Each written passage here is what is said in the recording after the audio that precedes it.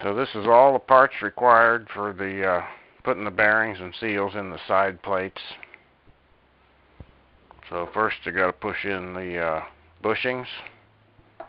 Go on the outside of these axle housings. Once you press those in, you'll have to ream them out to size. Pressing them in squeezes them down a little bit undersize. This roller bearing goes in this hole.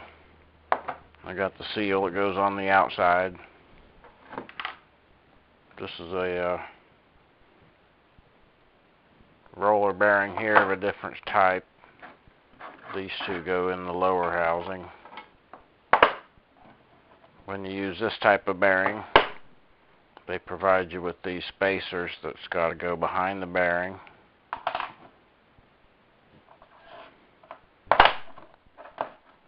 That's going to affect your end play if you leave those out. So you got one behind this bearing also. This bearing pushes up against the shoulder. The shaft goes through this pipe. And you got a bearing and a seal that presses in on the outside of that part.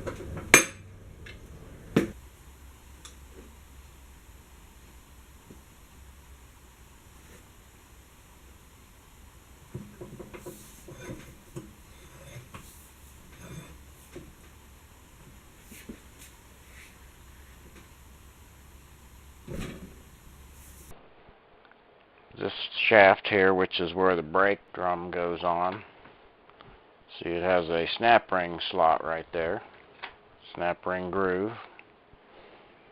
And so if this seal was installed in that bearing, you're forced to bring it on square. You're forced to push this through the hole squarely, which means as soon as that seal gets down onto that ring, it's got to find its way past that, which seems to be a problem to me. So what I'm going to do this time is I lift this seal out, and when the transmission's completely assembled, now I've went and deburred this completely so there's no sharp edges to tear up the seal when you get across. And I'm going to put the seal on last, because then you can work the seal over that groove with the bottom of the seal out past the bottom of the groove there, and get it over that, and then press it home. Because I think if you press it on squarely, you're going to get stuck right in that groove and damage the seal as you're trying to put it together. Now you can pull it off this way because of the way the lip seal's made. Okay, now the other shaft does not have a ring groove on the outside, so you don't have that concern on the input shaft, because it does not have a ring groove. So as I was putting these together, this particular bearing was pretty hard to turn when it was installed there, so I didn't really like that. I did a little research. This is the shaft that goes into there, and it is a pretty loose slip fit. So if that bearing is hard to turn, I'm thinking it may slip in there instead. So what I'm finding is that the diameter of these bearing pockets are not very round. I checked a few other ones. These are normally not round. As you weld them to the case, that pulls these pieces out and it squeezes this section together. What I'm finding is I can emery cloth a little bit off the high spots, and I was able to loosen this up a little. So last time I had it in there, it was almost to where I was satisfied with it freely moving. So I got it out again, and I'm going to take some emery cloth on the high spots, and I'm going to keep doing that until it feels right.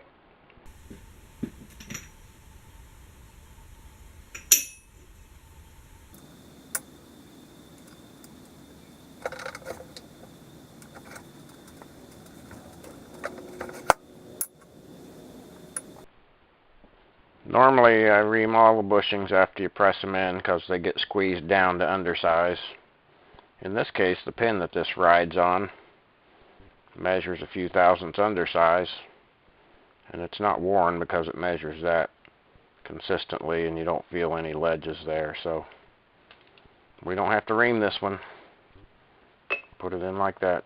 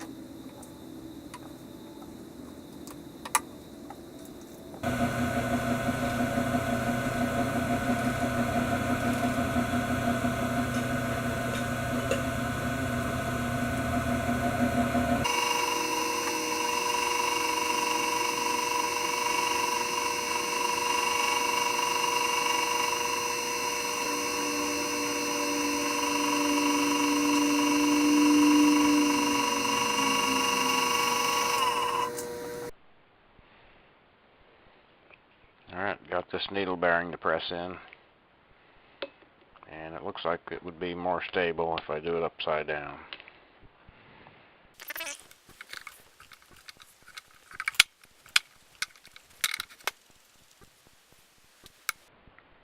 We're going to start putting the case together.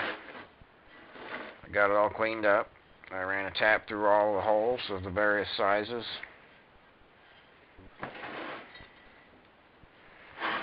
I don't believe I showed the disassembly of the reverse gear or the shifter levers, but we're going to start from the beginning and show it all going back together. So first is your reverse idler gear.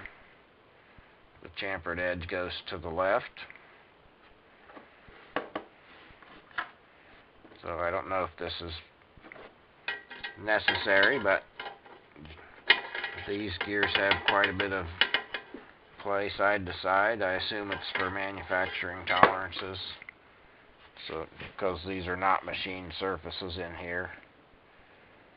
There's plenty of room to have a thrust washer here, and considering this probably is worn a little on this edge, I'm going to put the thrust washer on the right side of this one.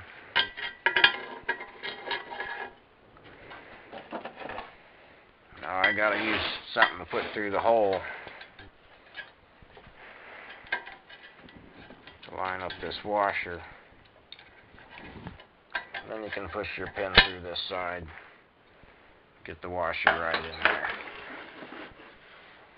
Alright. And then the roll pin's going to drive in from this way. So I set the case on a block of wood. And I position it like this so I got room to move my hammer.